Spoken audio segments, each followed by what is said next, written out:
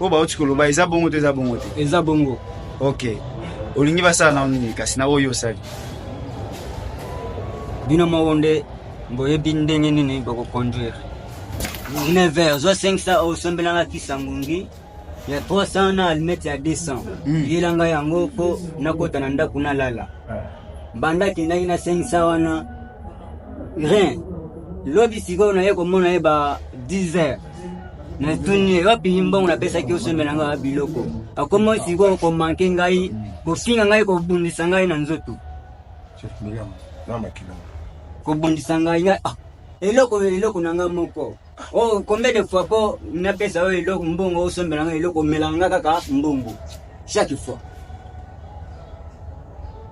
Ndi angwana lo zimbelo chubiye. Hein? Yo mona bina molimo amutu égale à 500 francs. Molimo amutu égale 500 francs. Sikotango ayaki na 500 francs moto ayaki pena kisa unyotinda yete. Ata eloko ayaki na ngote.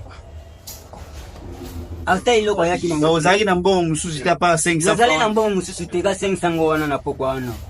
Na 19 na pesa kiye. Siko eloko yo sali yo moko nano eloko sali omoni yango ndenge ni eloko yo sali. Na sali déjà erreur grave.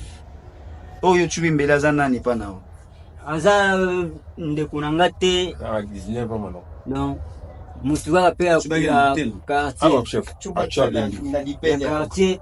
Et pour na kina moni la epe bisika mususu ayaki te koti bisika na putelaka. Ayaki na aza moi sito mobali. Mobali. Âgé de 23 ans. Bon, les gars n'en ont pas fait. Les gars n'ont pas fait. Et que le gars n'a l'élection de Fabrice. Et au total, disons lundi, au bon Sénangai, place Kunana. Alors, il y a Bambo. Esaïe na Bambo. Au bon Sénangai, place Kunana. Attends, à Terewan. Na l'élection de Fabrice.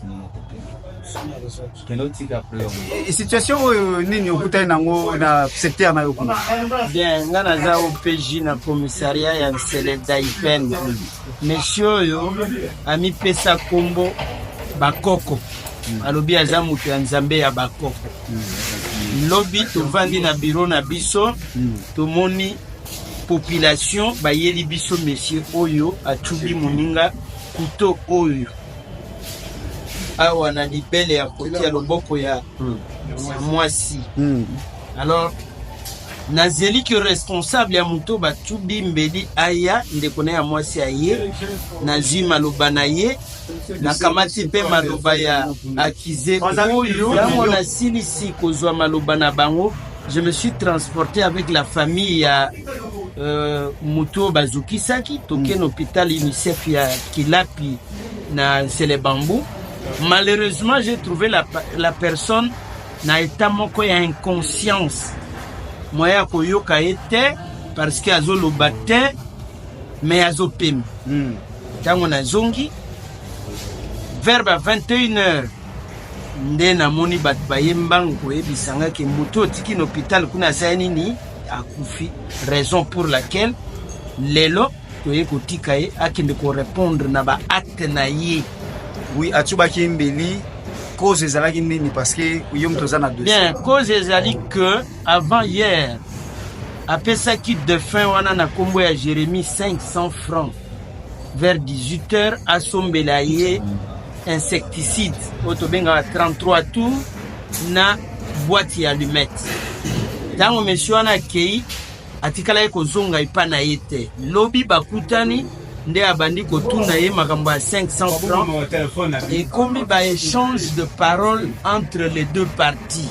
C'est ainsi que monsieur yo lui-même est passé aux aveux en disant tango na moni nazotuna mbongo na nga bandi kofinga ngai ale to bandi kobunda na zinde mbeli oyo na chubiye. Et il vient même de dire ça auprès de l'excellence monsieur le bourgmestre de la commune de Lansene. Aussitôt donc point bas à répondre na ba acte na devant la justice. Oyo sali. O ba utikoloba eza bongo te eza bongo te. Eza bongo. OK. Olingi basala na nini kasi na oyo sali. Bino mawonde mboye bindenge nini bako conduire. C'est bon.